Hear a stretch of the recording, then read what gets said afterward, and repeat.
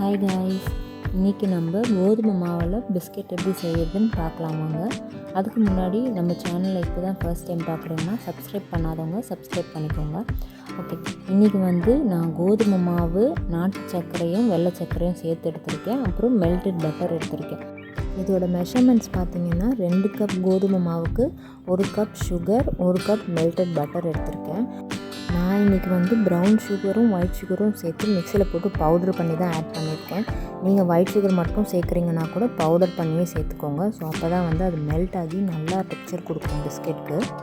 இப்போ பார்த்திங்கனாலே தெரியும் உங்களுக்கு இந்த மாதிரி ஒரு க்ரம்பிள்டான டெக்ஸ்சர் கிடைக்கும். க்ரம்பிள்னால் ஒன்றும் இல்லை, இந்த மாதிரி உதிர்ந்து விட்டால் உதிரும். பட் ஆனால் நீங்கள் சேர்த்து கொழுக்கட்டை மாதிரி பிடிச்சிங்கன்னா உங்களால் பிடிக்க முடியும். அதுதான் க்ரம்பிள்டு டெக்ஸ்சர்.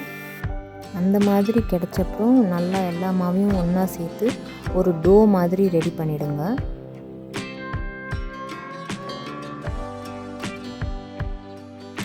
ஓகே, இப்போ பார்த்திங்கன்னா நம்ம டோ ரெடி ஆகிடுச்சு. நீங்கள் அழகாக கையிலேயே ரெடி பண்ணிக்கலாம் பிஸ்கெட்ஸு.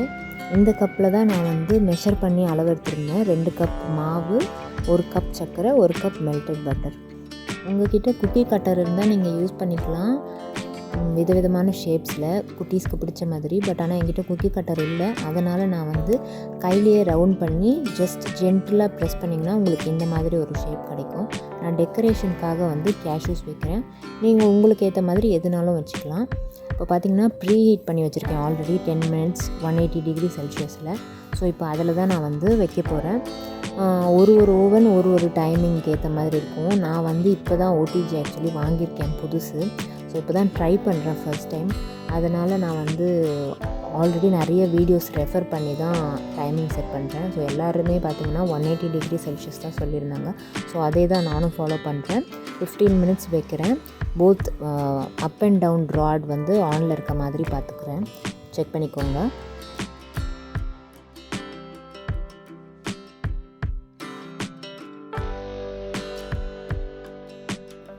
இப்போ பார்த்திங்கன்னா நம்ம பிஸ்கெட்ஸ்லாம் ரெடி ஆகிடுச்சு. நல்லா கிறிஸ்பியாகவே வந்திருக்கு. நான் அதை வேறு ஒரு பிளேட்டுக்கு மாற்றி வச்சுக்கிறேன்.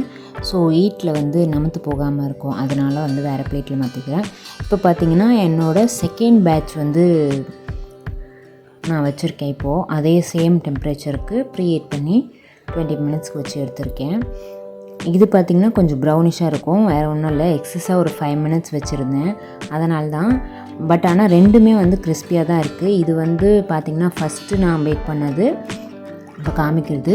பிளேட்டில் இருக்கிறது பார்த்திங்கன்னா செகண்டாக பேக் பண்ணது. பட் ரெண்டோட டெக்ஸ்சருமே நல்லா வந்திருக்கு, கிறிஸ்பியாக வந்திருக்கு. இந்த அளவுக்கு வரும் நானே எக்ஸ்பெக்ட் பண்ணல, ஏன்னா ஃபர்ஸ்ட் டைம் செய்கிறேன்.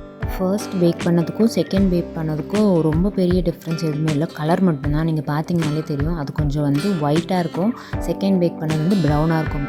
ஃபர்ஸ்ட் பேக் பண்ணது பார்த்திங்கன்னா 20 minutes வச்சுருந்தேன். செகண்ட் பேக் பண்ணது 25 minutes வச்சுருந்தேன். இப்போ நான் உடச்சி காமிக்கிறேன். உங்களுக்கு தெரியும் அதோட கிறிஸ்பினஸ்ஸு.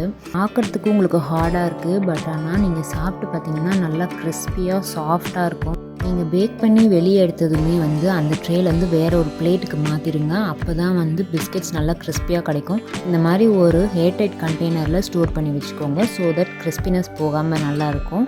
ஓகே காய்ஸ், இன்னொரு வீடியோவில் பார்ப்போம். டாடா பாய். சப்ஸ்கிரைப் பண்ணாதவங்க சப்ஸ்கிரைப் பண்ணிக்கோங்க.